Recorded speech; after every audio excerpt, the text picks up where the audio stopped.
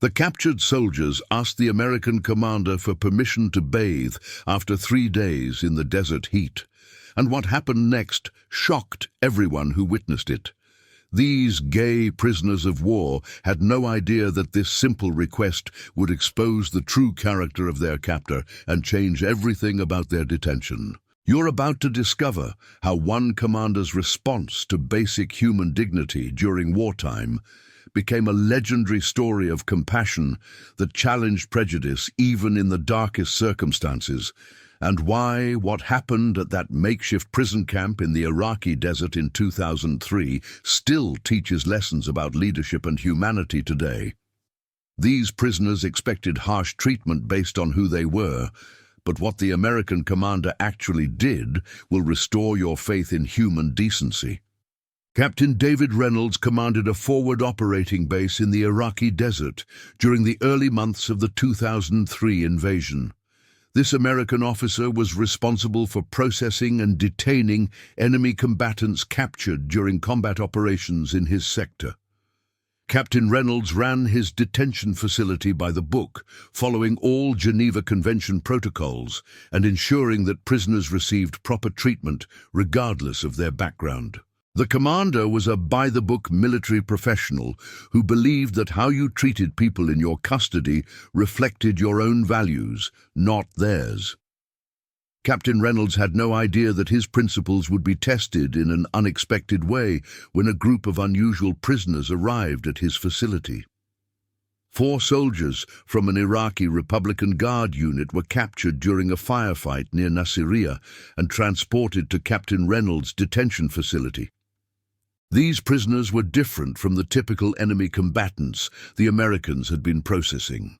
During the initial questioning through interpreters, it became clear that these 4 men had been serving together in a unit, but were also in relationships with each other, 2 couples who had found each other in the Iraqi military, despite the extreme danger that posed in their culture.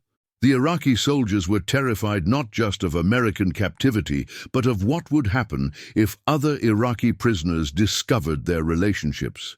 They begged to be kept separate from the general prison population. Captain Reynolds faced an immediate decision. The standard protocol would be to house these prisoners with other captured Iraqi soldiers in the main detention area. But the American commander recognized that placing these 4 men in that environment would essentially be a death sentence. Iraqi culture and military culture at that time were extremely hostile to homosexuality, and these soldiers would face violence or worse from their own countrymen if their relationships became known. Captain Reynolds made the call to house the 4 men in a separate section of the facility, officially justifying it as separating officers from enlisted personnel to avoid revealing the real reason. The 4 Iraqi prisoners were grateful for the separation, but still faced harsh conditions. The detention facility was a hastily constructed compound of tents and barriers in the middle of the desert. Temperatures during the day reached well over 100 degrees Fahrenheit. Dust storms were frequent and covered everything in a layer of grit. Water was rationed carefully because supply convoys were irregular and unreliable. All prisoners, regardless of where they were housed, dealt with these difficult circumstances. After 3 days in these conditions, without any opportunity to wash, the 4 gay Iraqi soldiers were covered in sweat, dust, and the grime of desert combat and captivity. One of the prisoners, a young Iraqi soldier named Ahmed who spoke some English, approached an American guard and asked if there was any way they could bathe. The guard brought the request to Captain Reynolds. The American commander knew that water was severely limited. His own troops were rationing their water usage, taking minimal hygiene breaks to preserve supplies. The official policy was that prisoners received drinking water and basic sanitation, but that bathing was not considered essential given the resource constraints.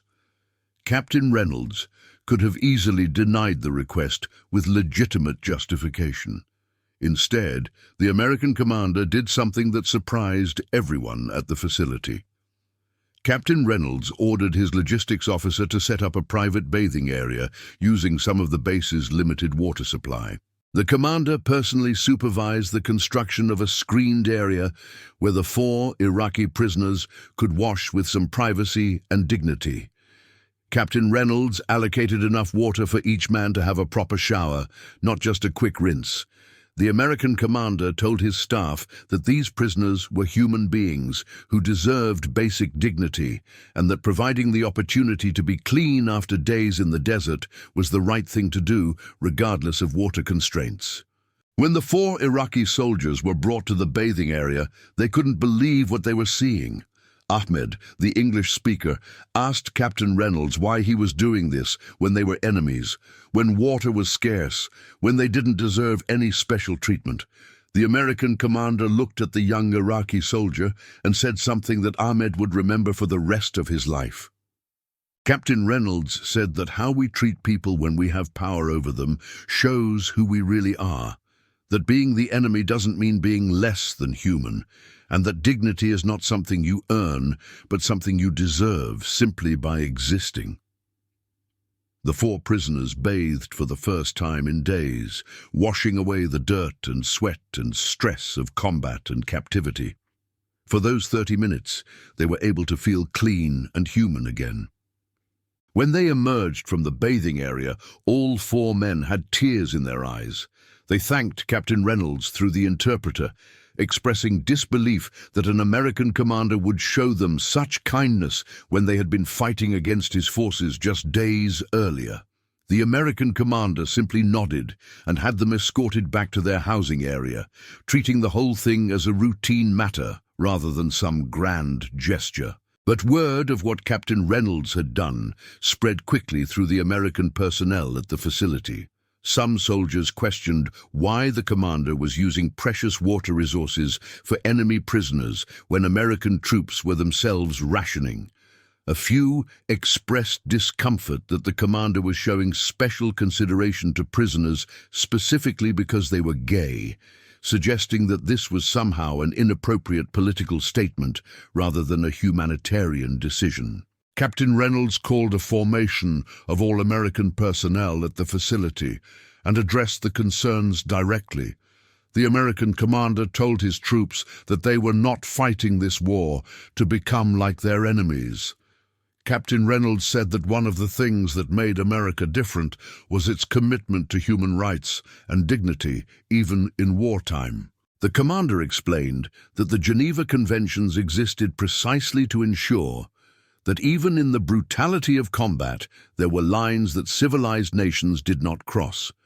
Captain Reynolds made clear that providing basic hygiene opportunities to prisoners was not a luxury, but a requirement of operating with integrity. The commander also addressed the gay issue directly, saying that whether his troops personally approved of homosexuality was irrelevant, that these prisoners deserved protection and dignity regardless of who they loved, and that anyone who couldn't treat prisoners with basic humanity would be removed from detention duty immediately.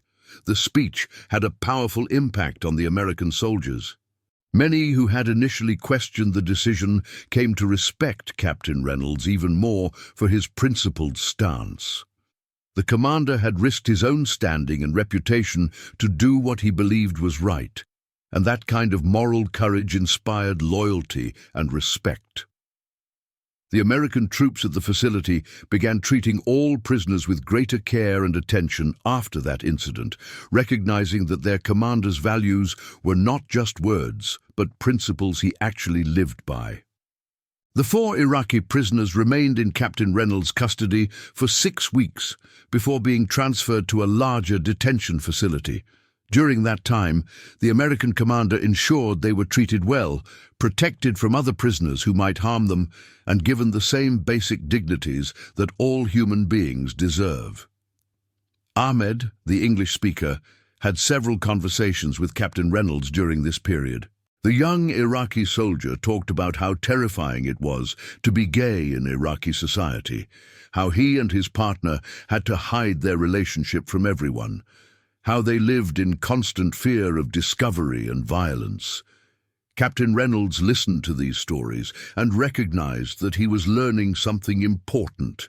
This American commander had grown up in a relatively accepting environment where being gay, while still challenging, didn't carry the same mortal danger it did in places like Iraq. Hearing Ahmed's experiences gave Captain Reynolds a deeper appreciation for the courage it took for these men to love each other in a culture that would kill them for it. The American commander found himself respecting these enemy soldiers in a way he hadn't expected, recognizing a kind of bravery that had nothing to do with combat, but everything to do with staying true to yourself in the face of overwhelming pressure. When the time came to transfer the 4 Iraqi prisoners to the larger facility, Captain Reynolds took an unusual step. The American commander contacted his superiors and specifically requested that these 4 prisoners be kept together and separate from the general Iraqi prisoner population at the new location.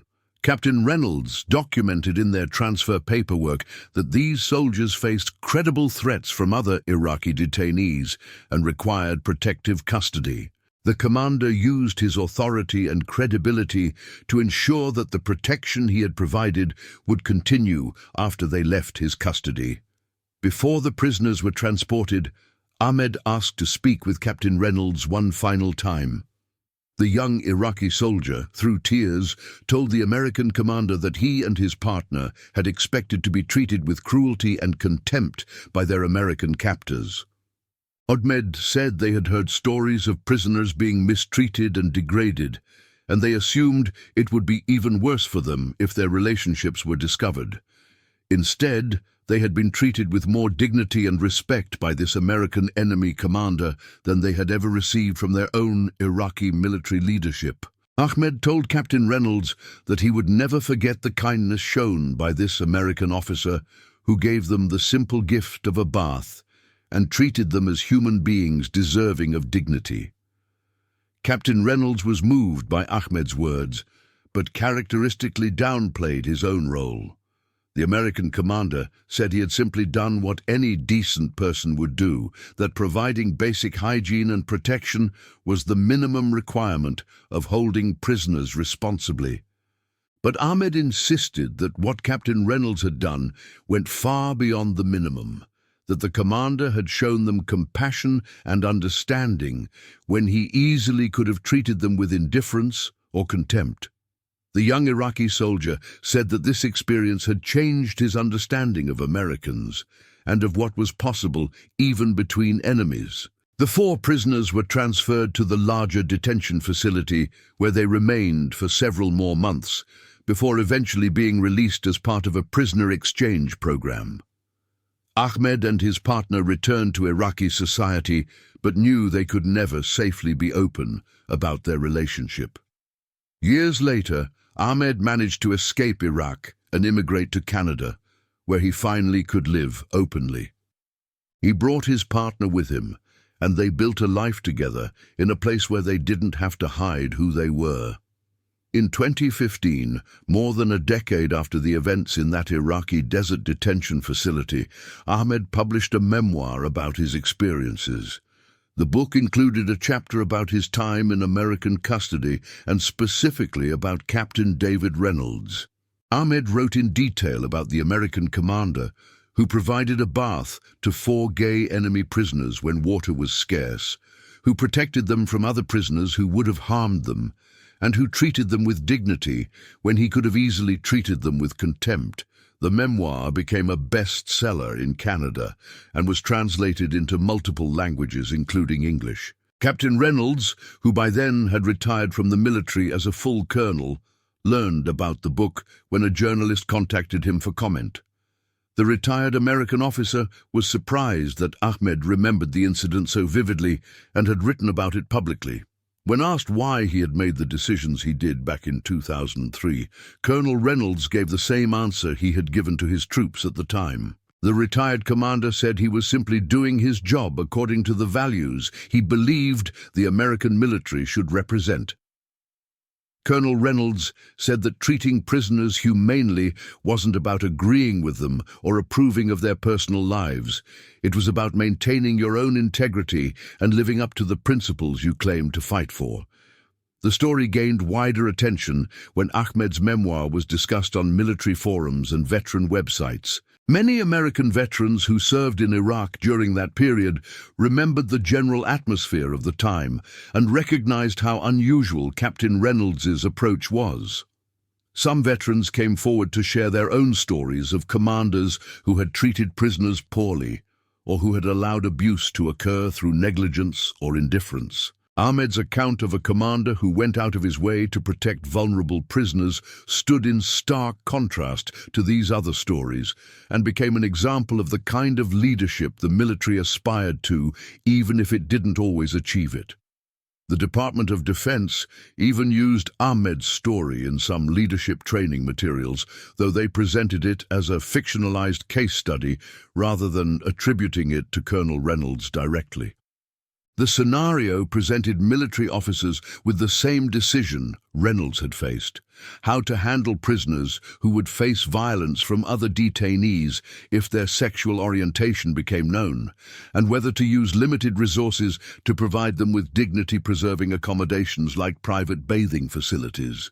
The case study generated robust discussions in military classrooms about the balance between practical constraints and moral obligations, about how prejudice can persist even in military environments, and about what it means to truly respect human dignity.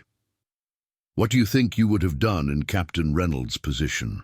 Would you have provided the bath and protection, or would you have stuck to the minimum requirements to preserve resources? Share your thoughts in the comments, because these conversations about leadership and values matter.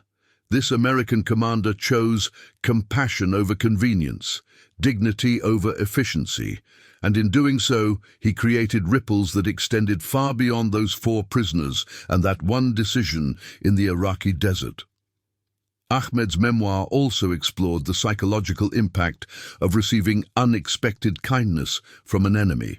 The young Iraqi soldier wrote about how Captain Reynolds' treatment challenged every assumption he had held about Americans and about how enemies interact. Ahmed had been taught that Americans were cruel imperialists who had no regard for Arab or Muslim lives. But this American commander had shown more concern for Ahmed's well-being than most of his own Iraqi military leaders had.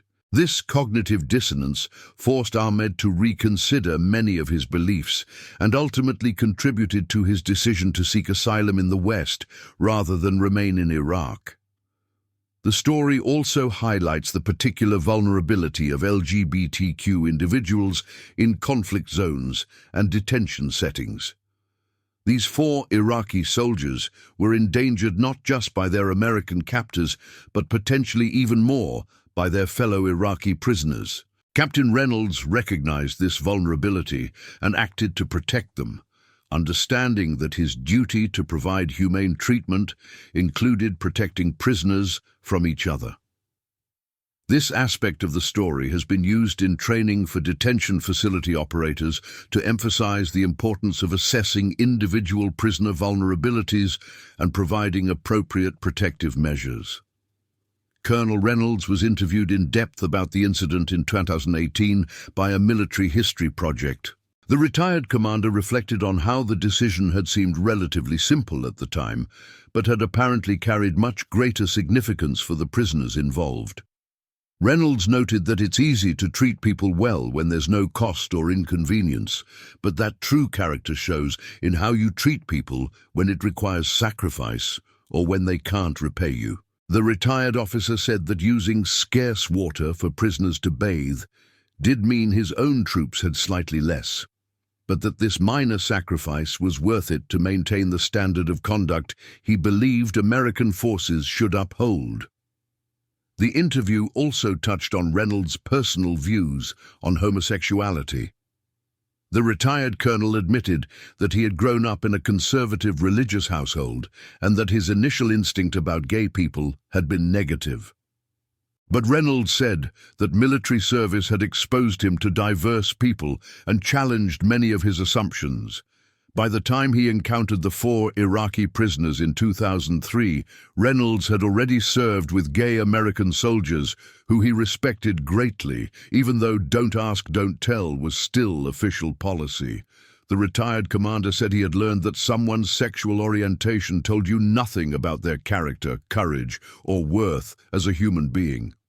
Reynolds also spoke about the practical leadership lesson from the incident.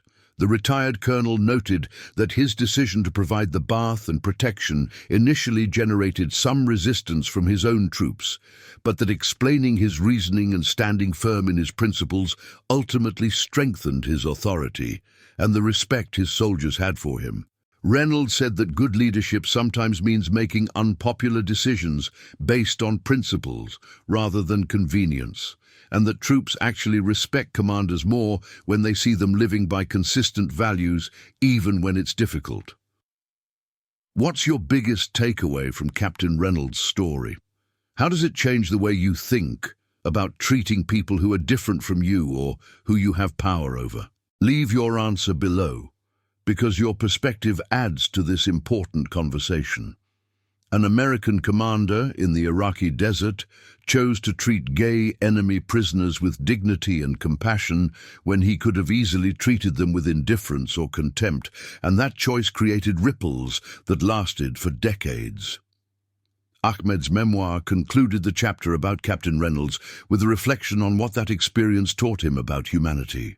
The former Iraqi soldier wrote that in the middle of a war, surrounded by violence and hatred, he encountered an enemy who treated him with more kindness than he had experienced from his own side. Ahmed wrote that this taught him that human decency isn't determined by nationality, religion, or which side of a conflict you're on, but by individual choices to see the humanity in others, even when it would be easier not to. He credited Captain Reynolds with giving him hope that despite all the cruelty in the world, there were still good people willing to do the right thing even when no one was watching and even when it cost them something. The 4 Iraqi prisoners that Captain Reynolds protected have all built new lives away from Iraq. Ahmed and his partner live in Toronto. The other couple eventually made it to Germany, where they were granted asylum. All 4 men have spoken publicly about their experiences and about the American commander who showed them dignity when they expected none. They use their platforms to advocate for LGBTQ rights, for humane treatment of prisoners, and for the possibility of compassion even between enemies. The ripples from Captain Reynolds' decision to provide a bath continue spreading outward, touching people who never met any of the individuals involved, but who learn from their story. Colonel David Reynolds passed away in 2022 at the age of 68. His obituary in military publications made no mention of the Iraqi prisoners or the bath, focusing instead on his conventional military achievements and his 30-year career. But at his funeral, an unexpected guest appeared. Ahmed had flown from Toronto to attend, wanting to pay respects to the American commander who had treated him with dignity nearly 20 years earlier. Ahmed spoke briefly at the service, telling the assembled military personnel and family members about what Colonel Reynolds had done in that Iraqi desert and how it had changed his life. Many who attended had never heard the story and were moved to tears by Ahmed's testimony about the kind of man Reynolds had been. The story of Captain Reynolds and the 4 gay Iraqi prisoners teaches us that dignity is not something we give only to people we approve of or agree with. Dignity is inherent to being human, and respecting it in others, especially when we have power over them, is what separates civilization from barbarism. An American commander in a war zone chose to see enemy prisoners as human beings deserving of basic care, and that choice had profound consequences that extended far beyond the immediate situation. This is the kind of leadership that changes lives and creates a better world, one decision at a time. Remember this story the next time you have power over someone, whether in a professional setting, as a parent, or in any situation where someone is vulnerable to your decisions. Remember that Captain Reynolds could have treated those prisoners with the bare minimum required by regulations, but he chose to treat them with dignity and compassion. Remember that Ahmed never forgot that kindness, and that it fundamentally changed his understanding of Americans and of human possibility. That's the power of choosing decency over convenience, of seeing people as humans first before anything else, and of living your values even when it costs you something.